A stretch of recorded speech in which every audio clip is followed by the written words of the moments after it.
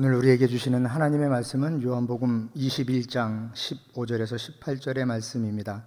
신약성경 185페이지입니다.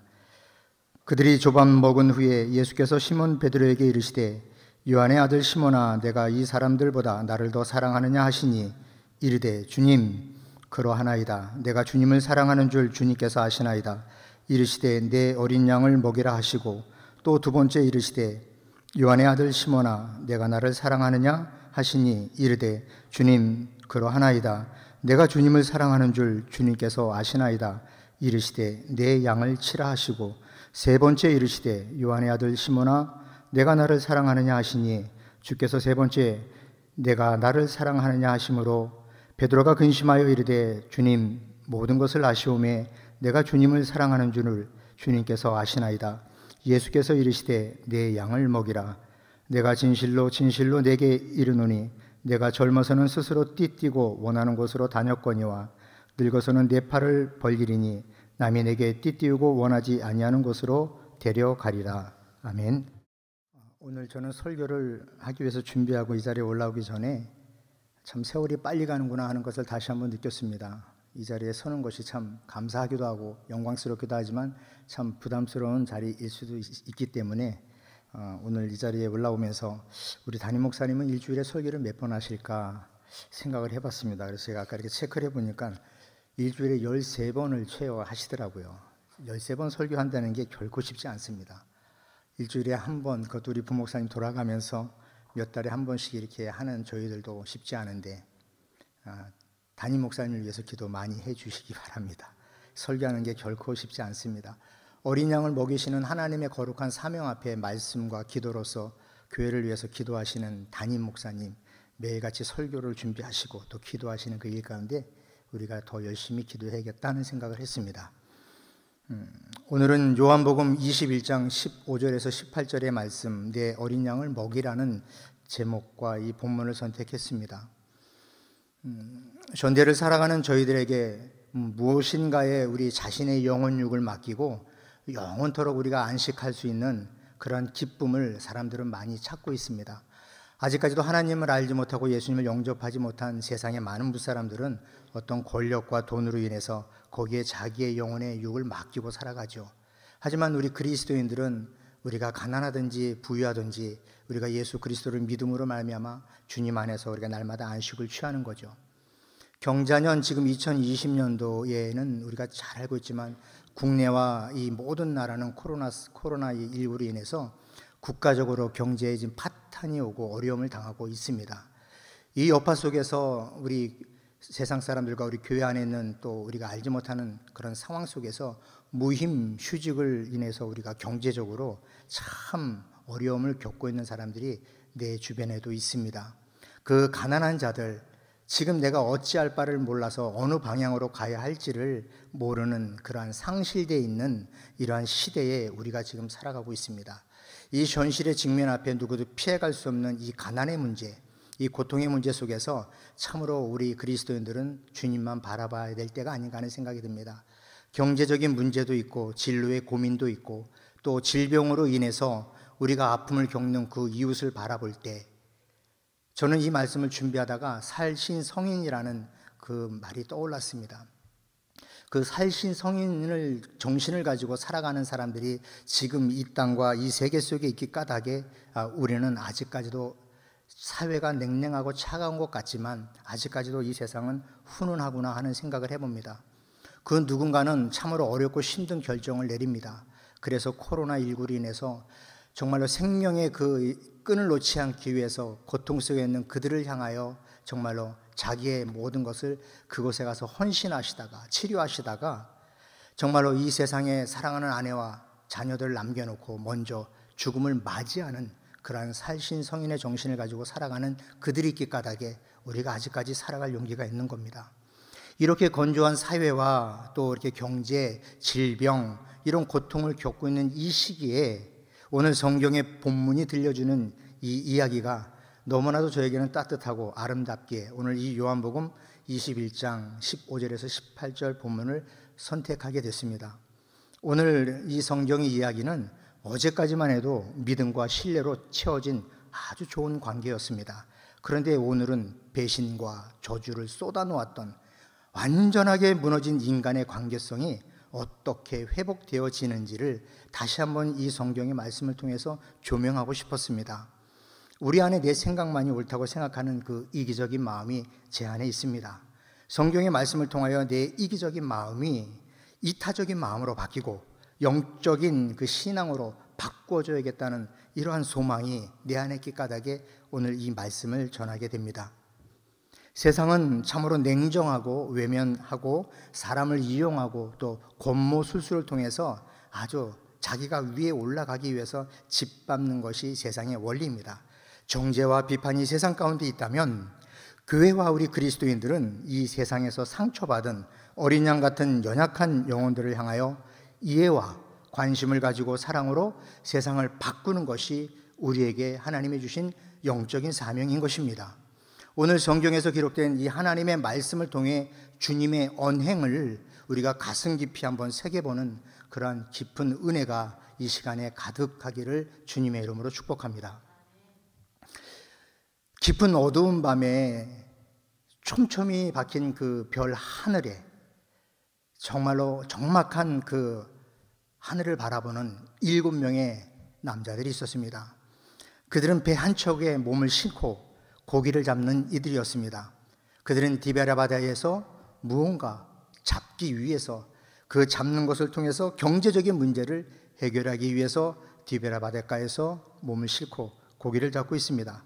이들은 예수님께서 살아계실 때에 예수님을 신뢰하고 믿고 따르던 제자들이었습니다. 오늘은 이 야고보, 요한 형제와 더불어 예수님의 사도들 중에서도 최측근이었던 베드로의 이야기입니다. 우리가 인생을 살다 보면 어떤 위대한 사람하고 가장 가까운 인물이 있을 수밖에 없어요. 오늘 이 베드로가 가장 제자들 중에서 예수님의 최측근이었는데 이 세 사람 중에 이 베드로 참으로 우리가 보면 열정적인 사나이입니다. 예수님께서 놀라운 변형의 기적을 보일 때 베드로와 요한과 야고보가 있었어요. 이때 세 사람 중에 약간 충동적인 이 베드로가 이렇게 말합니다. 예수님의 변형의 기적을 보이는 그 산에서 예수님께 예수님, 모세와 엘리야가 머물 집을 짓자고 제안합니다. 또 예수님께서 물 위를 걸어오실 때 베드로도 따라가려고 예수님처럼 해보려고 그 믿음을 가지고 물에 뛰어듭니다. 걷습니다. 믿음을 잃어버리고 그냥 빠져버립니다. 베드로는 이토록 적극적이고 열정적이고 그래서 예수님의 사랑을 많이 받았던 것 같습니다. 우리도 사회에서 적극적이고 열심인 사람이 누군가의 눈에 잘 띄웁니다. 최후의 만찬이 끝난 이후에도 베드로는 예수님의 앞에서 이렇게 호언장담을 하죠. 예수님, 내가 목숨을 바치겠습니다. 예수님은 내일 아침 닭이 울기 전에 베드로야, 너가 나를 세 번 부인할 것이야. 그런데 이 말씀은 그냥 사실화가 되어버려요. 예수님의 그 말씀은 그대로 이루어졌습니다. 예수님이 내 앞에 계실 때 믿고 따르던 그 제자들, 호언장담하던 그 제자들, 근데 예수님이 이젠 눈앞에 보이지 않습니다. 하나님의 섭리와 계획 속에 십자가에 달리셔서 죽으셨어요. 눈에서 멀어졌습니다. 보이지 않습니다. 이제는 주님이 보이지 않는 그들은 하나님의 언약을 다 잃어버려요. 그러면서 하나님이 주신 말씀 대신 나의 감정과 생각을 가지고서 인간적인 모습으로 세상에 나아가서 살아갑니다. 우리 인간의 죄성이 그렇습니다. 말씀을 저버리고 내 육신의 생각이 내 안에 들어올 때 그때부터는 내 속에 감춰진 죄성이 나를 또 휘어감고 나를 또 죄악으로 끌고 가는 것입니다. 베드로는 예수님의 생애를 같이 하면서 성숙하지 못한 말과 행동을 많이 보입니다. 실수를 합니다. 우리가 삶 가운데 실수를 안 하고 살 수는 없지요. 그 첫 번째가 예수님께서 십자가를 질 때 예수님이 겟세마네 동산에 올라가서 기도하실 때 베드로에게 이렇게 말합니다. 사랑하는 내 제자 베드로야, 너가 시험에 들지 않게 기도하기를 바란다. 이렇게 말씀하세요. 그런데 베드로는 시험에 들 수밖에 없었습니다. 다시 말해서 기도하지 않았기 때문에. 기도하지 않아서 베드로는 큰 실수를 해요. 그게 3번 부인하는 실수인데 그 실수는 너무나도 큰 죄였습니다. 두 번째, 예수님께서 빌라도 앞에서 재판을 받으실 때에 이때 인생에 정말 이런 일이 없어야 하는데 베드로가 예수님을 멀찌감치 뒷전에서 쳐다보고 있습니다. 예수님이 정말로 죽어가는 그 매질을 당하는 그 순간 속에 두려웠을 것이에요. 근데 베드로를 알아본 그 어린아이가, 진짜 이렇게 들면은 그냥 들리는 그 어린아이가 베드로 앞에서 당당하게 말합니다. 당신은 갈릴리 사람이 아니냐? 아닙니까?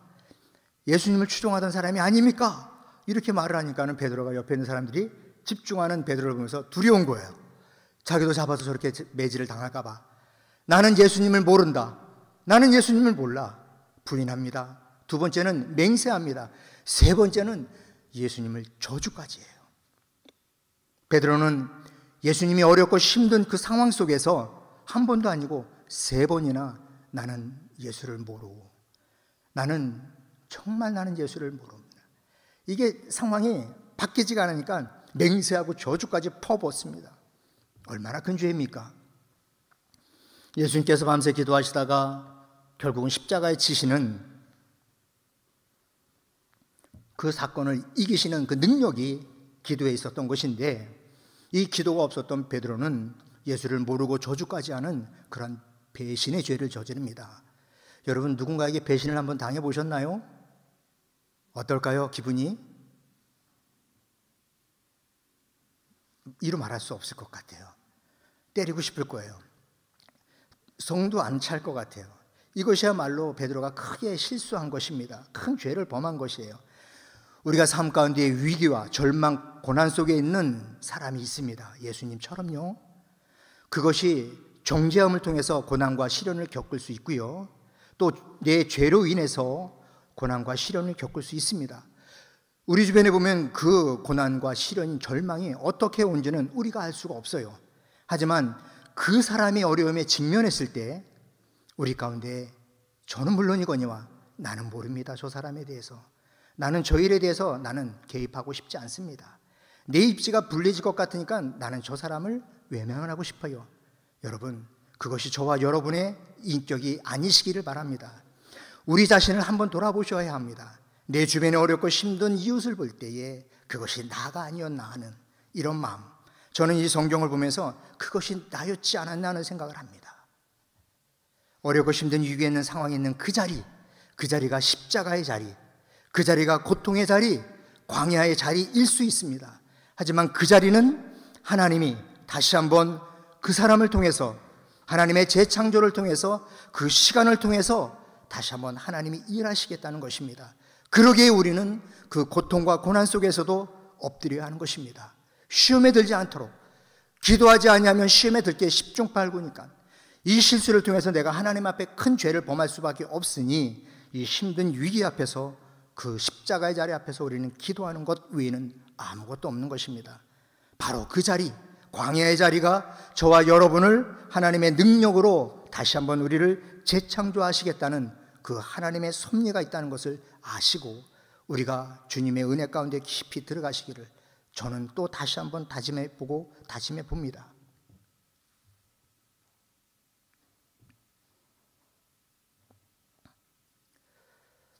베드로는 예수님이 주신 그 사명을 저버립니다. 낙오자였어요. 세상의 관점으로 보면은 실패한 사람이에요. 세상의 관점으로 보면 손가락질을 당해한 사람이에요. 너 베드로가 그렇게 예수를 추동하더니 꼬라지 좋구나. 너 그렇게 호언장담하더니 너 참, 이렇게 세상은 이야기할 수 있습니다. 그 베드로는 다시 한번 갈릴리 바다로 나아갑니다. 자기의 생업을 다시 한번 찾으며 다시 한번 물고기를 잡습니다. 이 베드로가 부활하신 주님이 다시 찾아오는 그 사건을 통해서 베드로는 다시 한번 재창조가 되는 것입니다. 성경은 우리에게 이렇게 말하고 있어요. 다시 한번 찾아가신 주님 때문에 베드로는 재창조가 됩니다. 제자들이 밤새껏 수고했지만 고기 한 마리도 잡지 못한 그들, 허탈감에 빠져있는 그들의 모습 속에 예수님은 찾아가신 것이에요.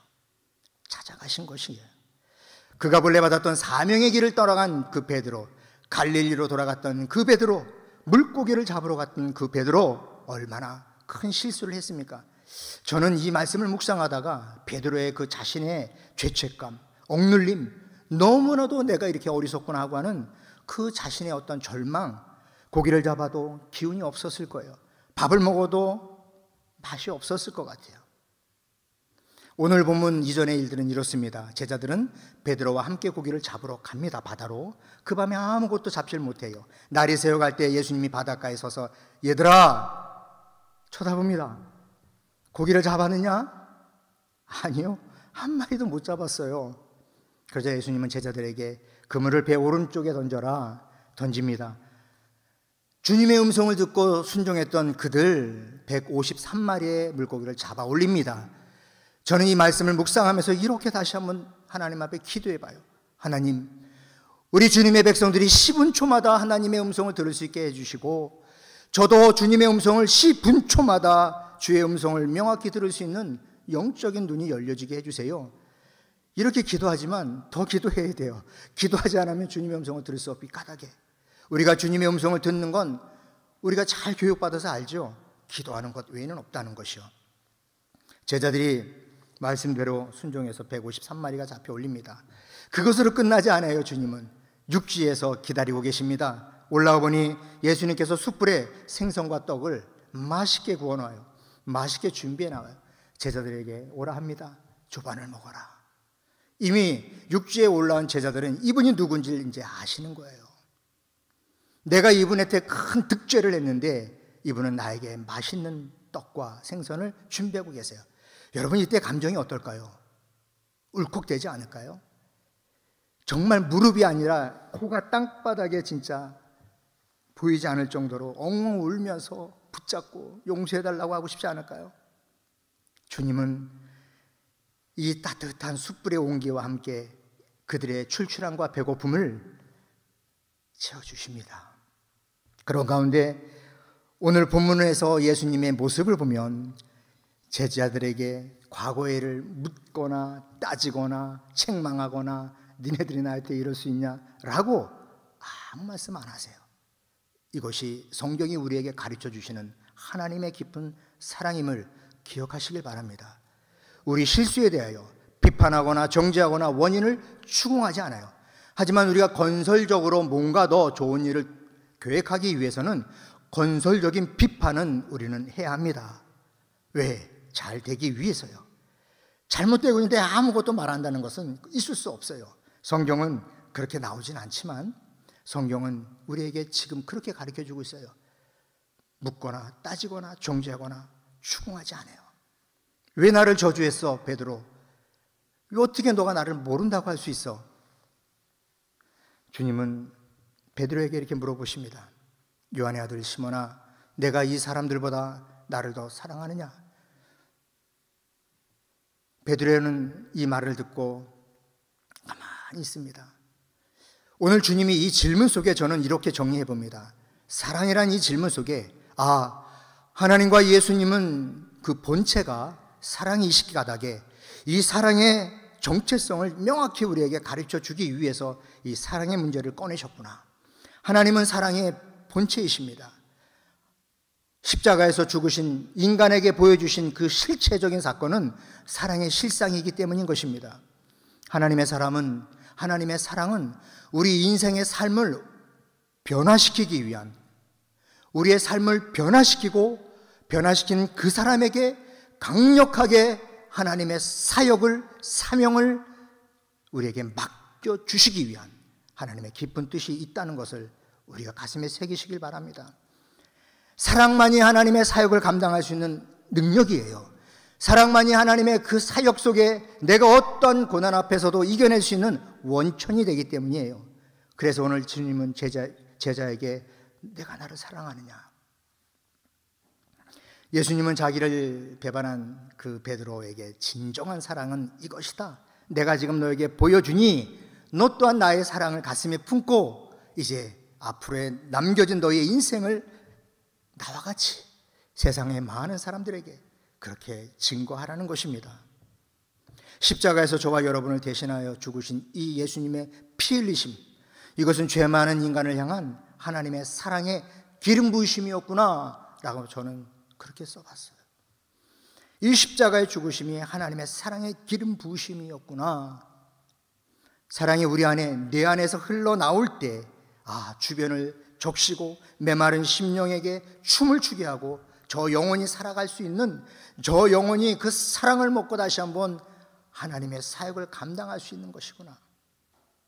우리가 사랑을 체험할 때 어떤 현상이 일어나는지 제 나름대로 한번 정리해 봤는데, 첫 번째, 믿음이 생깁니다. 내 안에 사랑이 충만하고 내 안에 사랑이 막 춤을 출 때요, 우리는 하나님을 그 믿는 믿음이 더욱더 성장돼 갑니다. 믿음이 성장되기를 바라시죠. 우리 안에 사랑이 충만한 그리스도의 영을 받길 바랍니다. 우리가 하나님의 말씀을 통해서 하나님이 나를 얼마나 사랑하고 계시는지 그 말씀의 사랑의 영을 받으실 때 내 믿음이 성장이 되어지는 것입니다. 사람의 관계가 깨어질 수 있습니다. 하지만 그것을 회복시키고 변화시키고 그 사람에 대해서 다시 한번 좋은 관계를 기대한다면 우리는 그 사람에게 사랑을 전해줘야 하는 사명이 우리에게 있습니다.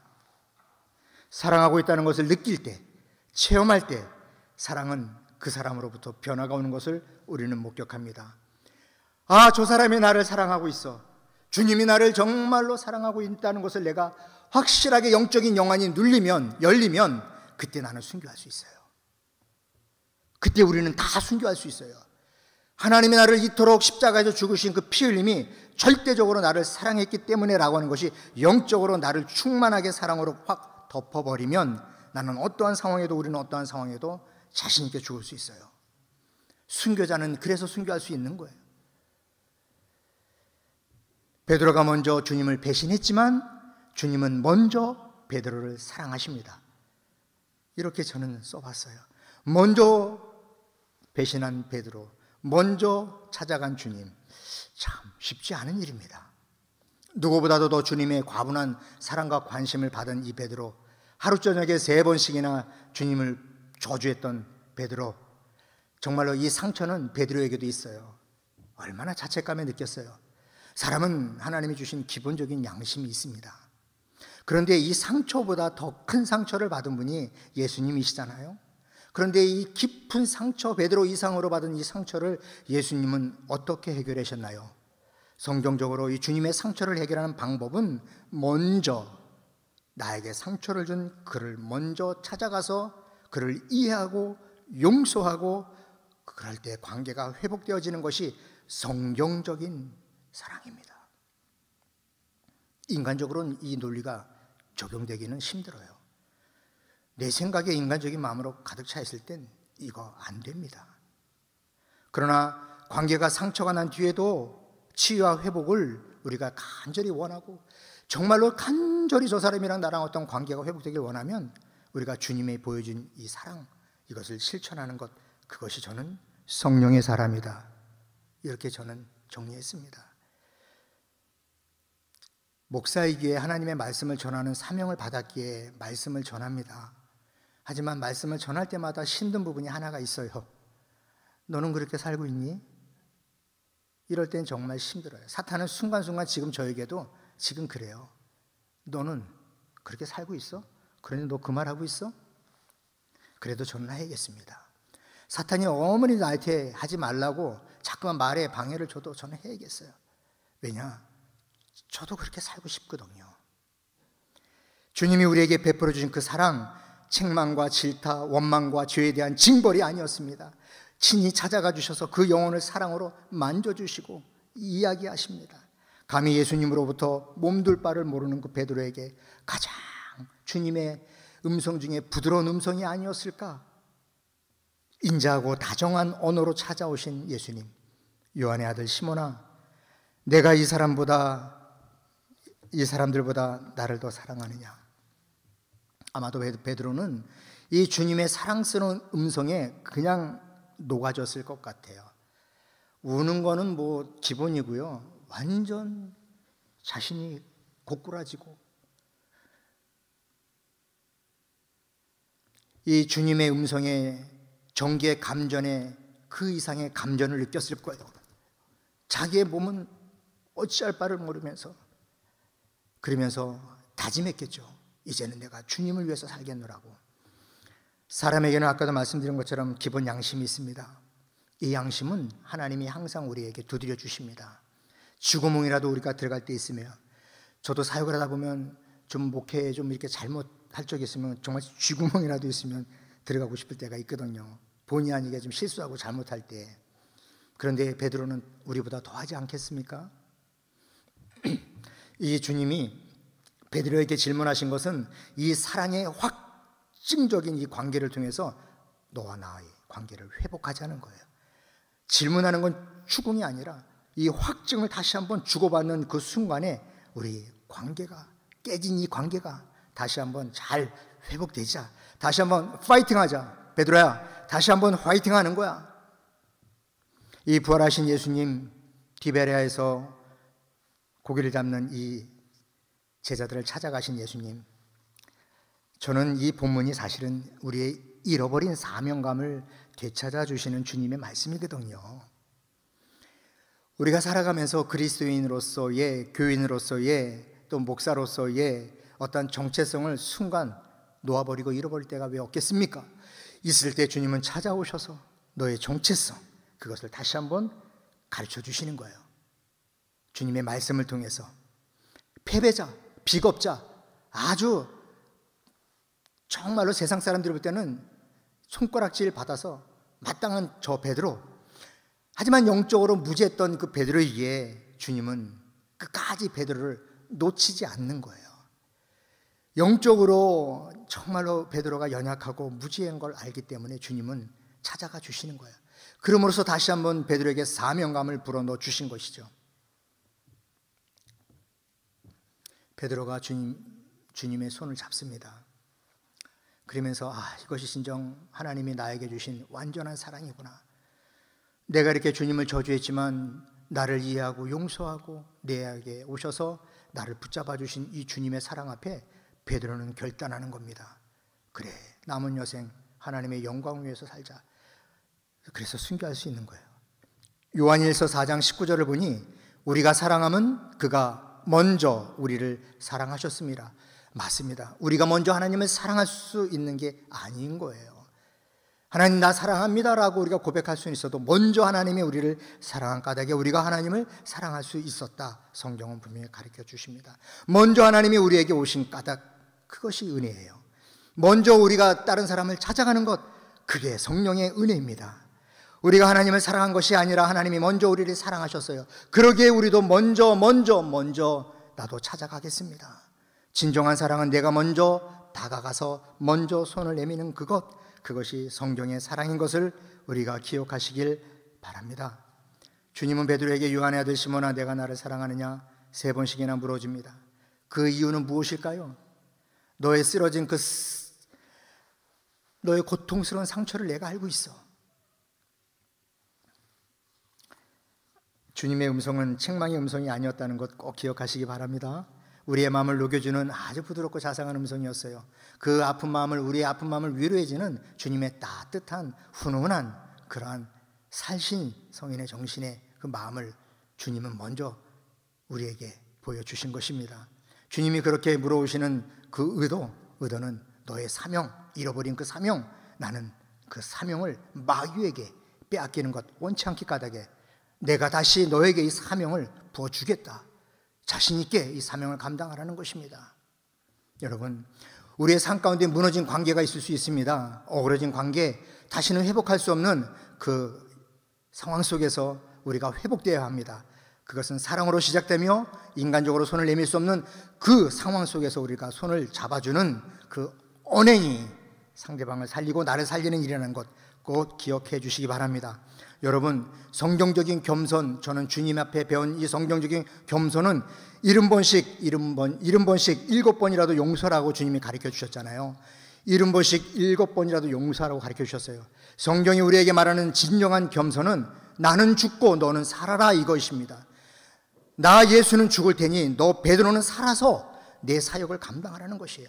성경적인 겸손은 그렇습니다. 내가 먼저 누구 앞에서 죽어질 때에 그때 당신은 내 죽어줌을 통해서 힘을 내십시오 라고 하는 것이 그리스도인의 진정한 겸손이 주님의 그 영이 우리 안에 있기 까닭입니다. 너희가 아무리 나를 배신해, 너희가 나를 아무리 부인해, 나를 아무리 어려운 지경으로 몰고 가, 그래도 하나님은 우리에게 지금도 이렇게 말해요. 나는 지금도 너를 사랑하고 있어. 정말이에요. 주님은 지금도 세상 사람을 향하여 마약하는 사람, 예를 들어서 술에서 자유하지 못한 사람, 부채가 너무 많아서 어찌할 바를 모르는 사람, 그 사람들을 찾아가서 난 지금도 너를 사랑해. 좌절하지 마. 주님은 지금도 그들에게 손을 내밀고 계세요. 우리는 그 주님의 손을 내미시는 것을 우리가 알고 있지만 우리가 내미는 그 손이 주님의 손이라는 것을 기억하시기 바랍니다. 한 번, 두 번, 세 번 숫자를 세며 사랑하는 그것은 사랑 아니에요. 너가 나를 배신해. 내가 너를 이만큼 사랑했는데 이제는 너가 나를 배신을 했어 라고 하는 것은 인간적인 사랑이에요. 성경적인 사랑이 아니라는 것을 제가 한 번 이렇게 써봤어요. 그것은 계산적인 사랑 아닌가요? 우리는 그리스도인은 계산적인 사랑에서 멀어져야 합니다. 주님이 가르쳐주신 그 사랑을 내가 체험할 때 그때 약한 믿음이 굳건해지고요, 시들어가는 신앙이 단단해지고요, 우리의 헌신이 더욱더 뜨거워지고요, 우리의 충성이 더 극기하는 내 목숨도 내어놓는 그러한 신앙인으로 바뀔 수 있는 건 나를 사랑하는 주님, 나를 사랑하는 교회, 나를 사랑하는 목사님, 나를 사랑하는 성도님, 그 누군가 때문에 충성할 수 있는 거예요. 코로나19 때문에 지금 우리는 온라인 예배와 지금 사회적 거리두기 예배를 두고 있습니다. 인터넷 온라인 접속수를 보니 아직까지도 참 많은 분들이 접속하고 계세요. 저는 이 말씀을 준비하면서 정말로 주님을 사랑하신다 생각되시면 이제는 이 자리로 나오시기 바랍니다. 정말 주님을 사랑하세요 라고 생각하신다면 이 자리에 나오셔야 돼요. 이제는 접속수가 줄어들고 이 자리가 넘쳐야 된다, 저는 그렇게 생각했습니다. 인터넷으로 접촉해서 예배드리는 거 편안합니다. 하지만 사회적인 시대적인 이 하나님의 경고의 성에 우리가 잠시 흘러가는 시간이었지 연속적으로 인터넷 예배 드리는 것은 아니니 이제는 이 자리가 차고 넘치기를 주님의 이름으로 축복합니다. 주님 사랑하신다면 다음 주는 이 자리가 더 많아져야 합니다. 이 자리가 부족하면 우리 교회는 하나님이 주신 공간이 많기 까닭에 우리 목사님들이 다 준비해 놨어요. 그래서 주님 사랑하시는 그 징표를 보이기 위해서 차고 넘쳐셔야 합니다. 그것이 우리의 고백이 되어야 합니다. 하나님 나 사랑합니다 말을 하지 마시고 이 자리에 나와서 내가 사랑하는 걸 보여주셔야 돼요. 그래야 하나님도 기뻐하실 것이라 생각됩니다. 코로나19로 인해서 우리 성도님들은 지금 많이 흩어져 있어요. 이제는 우리 목원, 목장 우리 모두가 어느 때보다 내 주변의 사람을 돌아보는 시간이에요. 그래서 사랑합니다. 우리 교회가 사랑하고 주님이 사랑하니 이제는 예배에 집중합시다. 다음 주에 교회에서 만납시다. 이렇게 얘기하셔야 됩니다. 우리는 세상을 살다 보면 베드로처럼 비겁하고 상처를 입히기도 하고 상처를 받기도 합니다.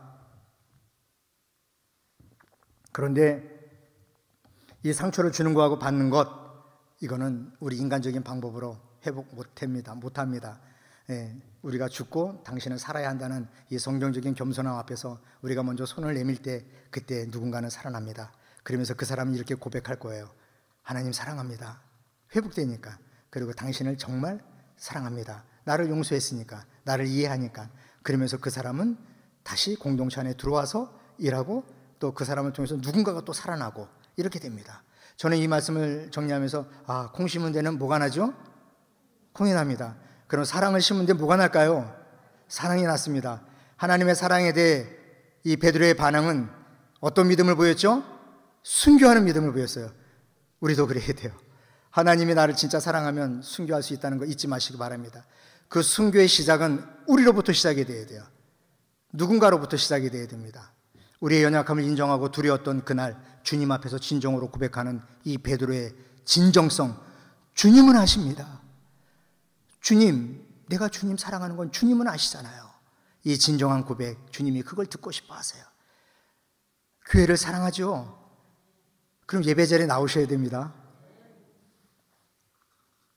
자기 혼자 자기의 기분과 감정이 치우친 이 베드로는 넘어집니다. 하지만 성령이 내 안에 있을 때 그때는 넘어지지 않아요. 그래서 오늘도 우리 주일 오전 예배 성령에 대해서 우리가 강한 메시지를 받았습니다. 성령의 은혜의 충만함을 받아야 합니다. 그렇지 않으면 나는 빈껍데기예요. 얼굴은 멀쩡하고 옷은 멀쩡하게 입은 것 같아도 내 안에 성령이 떠나가면 끝이에요. 성령이 떠나가면 예배 자리에 오고 싶지 않아요. 성령이 떠나가면 예배보다도 더 놀고 싶은 마음이 가득해요. 성령이 내 안에 없으면 예배 시간보다도 더 좋은 환경 속에 나가서 만끽하고 싶은 게 저입니다. 하지만 내 안에 떠나가지 않는 그 성령님, 지금도 꺼져가는 등불을 끄지 아니하시는 그 하나님, 그 주님의 은총 가운데 우리가 오늘도 나올 수 있다는 것, 이거 하나만이라도 하나님 앞에 감사할 일 아니겠습니까?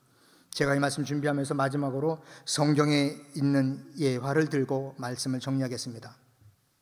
사도 바울 잘 아시죠? 이 사도 바울이 복음 전도 여행을 합니다. 복음 전도 2차 여행 때입니다. 사도행전 9장 27절을 보니까 사도 바울과 이 바나바가 나옵니다. 바나바 누구이죠? 성령에 충만한 사람이고요. 이 바나바를 보호하고 바나바를 대변했고, 사도들이 이 사도 바울을 인정하지 않을 때, 너가 무슨 예수님의 제자야, 웃기지 말어, 막 이렇게 비난할 때 이 바나바는 사도 바울을 대변해줬던 인물이에요. 얼마나 사도 바울은 얼마나 정말 좋은 동역자입니까? 그런데 사도행전 15장 39절을 보니까 바울과 이 사도 바울은 2차 전도 여행 때 문제가 터집니다. 이 문제는 사람과의 관계예요. 여기에 마가가 있었어요. 마가라는 인물이 있는데 충돌을 합니다. 바나바와 이 사도 바울이. 다툼의 원인은 성경에 이렇게 말합니다. 바나바는 마가라는 요한을 데리고 가자. 어디에? 전도 여행에. 근데 바울은 이렇게 말합니다. 밤빌리아에서 자기를 떠나 함께 일하러 가지 아니했는데 하나님의 일을 감당하지 아니한 이 마가를 나는 데려갈 수 없어. 옳지 않아. 나는 싫어. 나는 이 사람 같이 안 갈 거야.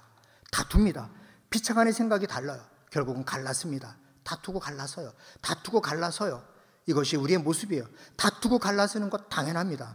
하나님의 나라를 위해 믿음이 있어도 성령에 충만한 사람도 갈랐습니다. 의견이 맞지 않아서. 그런데 성경에서 우리에게 보여주는 것이, 저는 제 마음에 다시 한번 다짐을 하게 되는 거죠. 이 마가라는 인물 때문에 상처가 두 사람에게 있는 이 환경 속에서 디모데후서 4장 11절을 보니 사도 바울이 이렇게 말해요. 누가만 나와 함께 있느니라. 내가 올 때에 마가를 데리고 오라.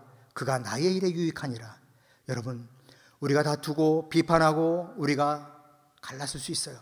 하지만 주 안에 있는 성도, 주 안에 있는 하나님의 거룩한 그리스도인 이 사도 바울은 주님의 이름으로 이 마가를 보기를 원합니다. 우리의 삶이 그래야 돼요. 신앙생활 하다 보면 싸울 수 있습니다. 다툴 수 있어요. 최종적인 것은, 모든 것은 다 주님 안에서 다시 한번 회복이 되어야 된다는 것입니다. 우리 인간의 마음은 이렇습니다. 우리의 연약함을 아십니다. 여러분, 우리 안에 믿음을 소유하고 있습니다. 또 우리가 세상 사람들과 다릅니다 라고 하는 그 주님의 간절한, 우리가 주님 앞에 그렇게 기도할 수 있는 그 주님의 은총이 우리 안에 가득하길 바랍니다. 이것이 우리가 기도하면서 우리가 언행, 말과 행동이 일치하는 것이 정말 성령의 사람이구나 라고 하는 생각을 합니다. 저는 이 말씀을 정리하면서 저에게 하는 말입니다. 경건의 모양은 있어도 예수 그리스도의 향기는 아직은 나에게 부족하구나. 그것이 과연 저만 그럴 것일까 하는 생각도 해봅니다. 경건의 모양은 우리가 다 있습니다. 하지만 그리스도의 진정한 예수 그리스도의 향기가 우리 안에 넘쳐나시나요? 이것이 과연 저만의 고통의 문제일까요? 저만의 괴로움일까요? 저는 괴로워요. 정말 괴로워요. 목사가 됐는데도 아직까지 내 안에 이런 향기가 없어. 여러분, 교회와 성도의 힘은 유창함과 탁월함의 능력이 아니라는 것, 어눌하지만 그리스도의 향기가 넘치는 그 사람을 통해서 누군가가 변화되는 것입니다. 제 친구 조성호라고 있습니다. 지금 미국에 가 있고 송혜교회에서 같이 신앙생활했던 친구입니다. 아버님이 조달수 장로님이십니다. 저는 가끔 조달수 장로님의 기도를 가끔 이렇게 생각이 나요. 장로님의 기도는 목소리가 어둠 약간 떨리는 목소리, 기도할 때 천천히 기도하시는 그 목소리. 그런데 장로님이 기도하실 때 제가 몇 번 울은 적이 있거든요. 그 장로님의 목소리는 진정성과 그 떨려지는 그 목소리의 겸손함, 거기서 힘은 없어요. 그런데 거기에 주님의 향기가 지금도 저의 가슴에 남아 있어요. 진정한 회복은, 인격적인 회복은 우리가 울고 있는 그에게 찾아가서 그 사람을 인정해주고 신뢰해주고 그 사람에게 다시 한번 그리스도인의 사명을 심어주고 그 사람에게 사랑을 줌으로써 그도 하나님 앞에 쓰임받고 있구나, 나도 하나님 앞에 이렇게 쓰임을 받을 수 있구나라고 하는 것을 그 사람이 느낄 수 있도록 우리가 그 사람을 찾아가고 격려하는 것, 이것이 주님이 우리에게 주시는 축복의 통로임을 믿고, 우리가 다시 한번 나는 죽고 당신은 살으십시오, 내가 헌신하고 희생할 때 누군가는 살아난다는 것을 잊지 마시고, 잃어버린 그 사명감, 또 십자가의 그 용서와 사랑, 이것을 우리가 이 땅과 세계 많은 사람들에게 전하시는 우리 송현의 백성이 되기를 주님의 이름으로 축복합니다.